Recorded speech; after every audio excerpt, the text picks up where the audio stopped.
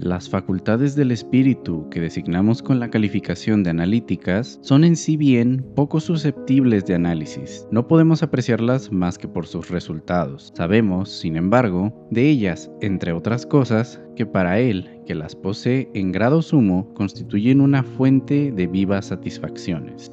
Increíbles palabras de nuestro autor evaluado el día de hoy. Sin duda, los resultados serán aquellos los que hablen, pues aquí les preguntamos, internautas, ¿de qué sirve una intención o una idea si ésta nunca se materializa en resultados, en hechos? ¿Podemos decir que realmente tenemos la virtud de saber analizar cuando nuestros hechos prueban lo opuesto? Bienvenidos a esta nueva emisión. Edgar Allan Poe nació un 19 de enero del año 1809 en Boston, Estados Unidos. Todo lo que se pudiese hacer en la literatura y sus afines, en aquel entonces él lo hizo, desde poesía hasta historias, desde críticas hasta un periodismo romántico, considerado por muchos como uno de los maestros universales del relato corto, recordado y reconocido por muchos por sus cuentos de terror y relatos detectivescos. De hecho, se puede decir en buena medida inspiró las bases para detectives.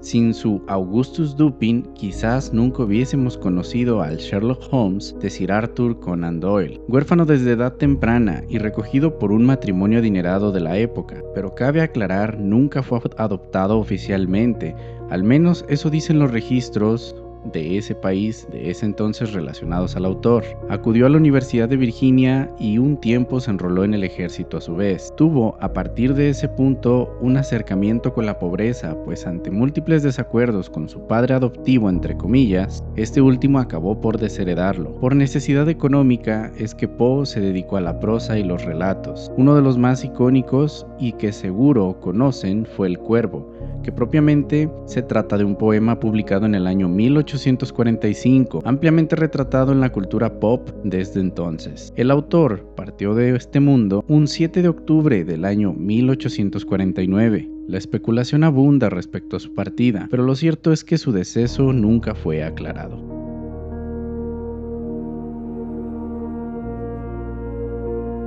Hasta este punto, hasta este autor, creo que toda la audiencia habrá de darse cuenta de que para ser un escritor o escritora de esos que hacen leyenda, hace falta una vida todo menos simple. Pareciese incluso que la comodidad merma el pensamiento de aquellas obras que nos parecen eternas, en el inconsciente colectivo que creamos en nuestra sociedad. Pero, ¿es necesario el problema constante en nuestras vidas para ser diestros en la escritura? Si lo abordamos desde una postura donde somos víctimas de nuestras circunstancias, seguramente diremos que no, y buscaremos huir a toda costa de ese malestar o de dichos malestares. Si lo abordamos desde una postura donde aceptamos nuestra realidad y aprendemos a trabajar con los recursos que tenemos, entendiendo que esto no significa que nos va a ir mejor, pero sin duda es más tolerable que vivir en esa constante de indefensión extrema.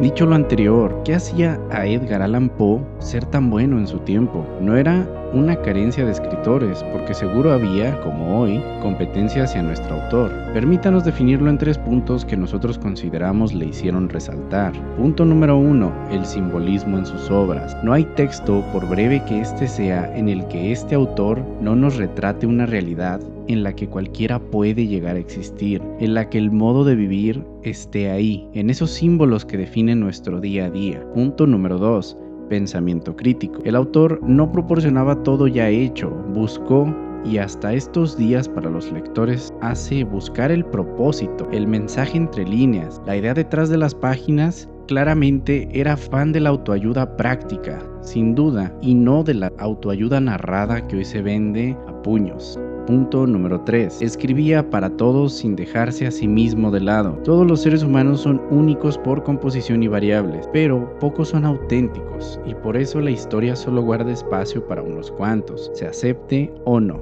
Entonces, ¿por qué no entendemos o no extendernos en consideraciones de base en algo tan propio e íntimo como son nuestras palabras hechas texto? Todos podemos ser movidos, como el autor, por necesidad económica a trabajar en algo en lo que no hay garantías. Prácticamente todo trabajo no cuenta con garantías, estimado público, si lo piensan con detalle, al menos no en términos de un largo plazo. Pero no todos en determinados espacios seremos reconocidos por una destreza increíble, pues que quieras tú algo no significa que seas el mejor para eso. Entonces busca ¿dónde está tu virtud? No esperes pues, ya que seguro hay millones en esa misma postura de estar esperando y la fortuna, siendo honestos, solo favorece a los valientes. Así es esto, mi gente.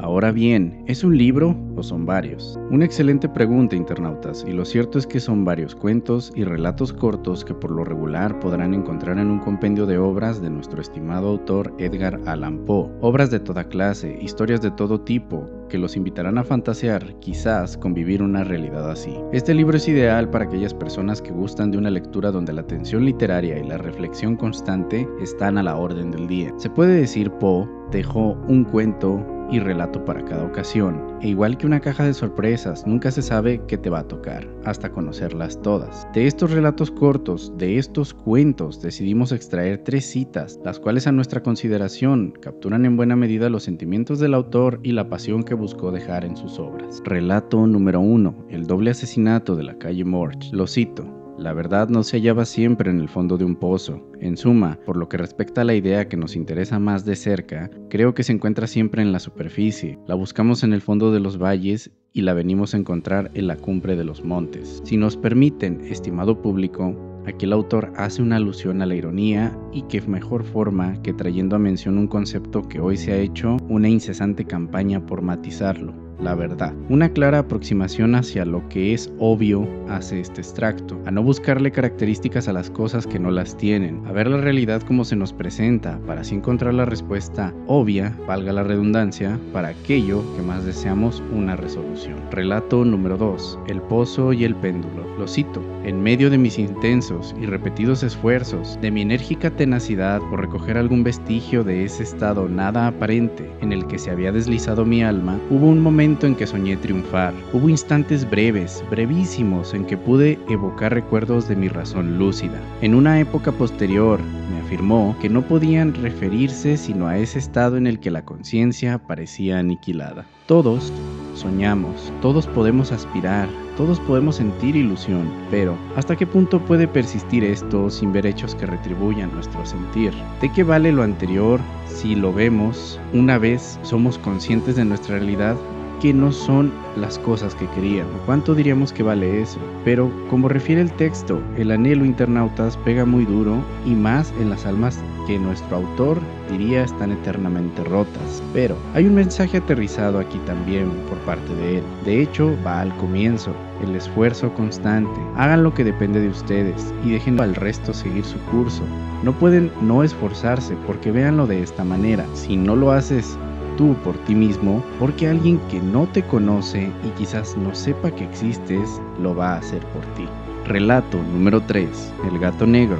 Lo cito: la docilidad y la humanidad fueron mis características durante mi niñez. Mi ternura de corazón era tan extremada que atrajo sobre mí las burlas de mis camaradas. Antes de querer incorporar una serie de matices de género y cosas que no van al lugar con esta cita, internautas, recapitulemos.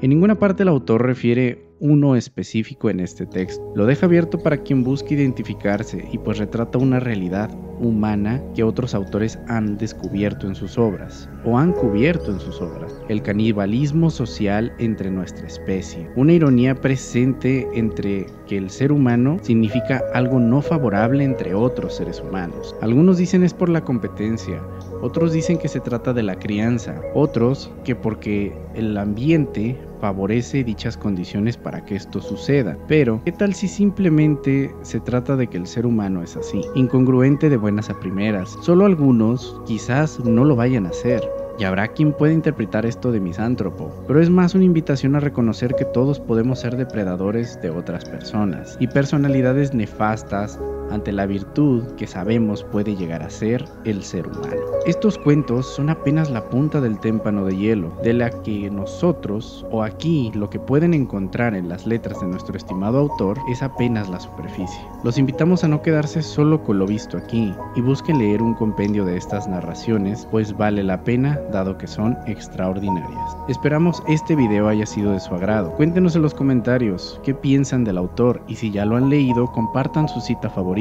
Acompáñenos en una nueva emisión a hablar de otros libros, autores, en fin, entre otras cosas. Hasta luego.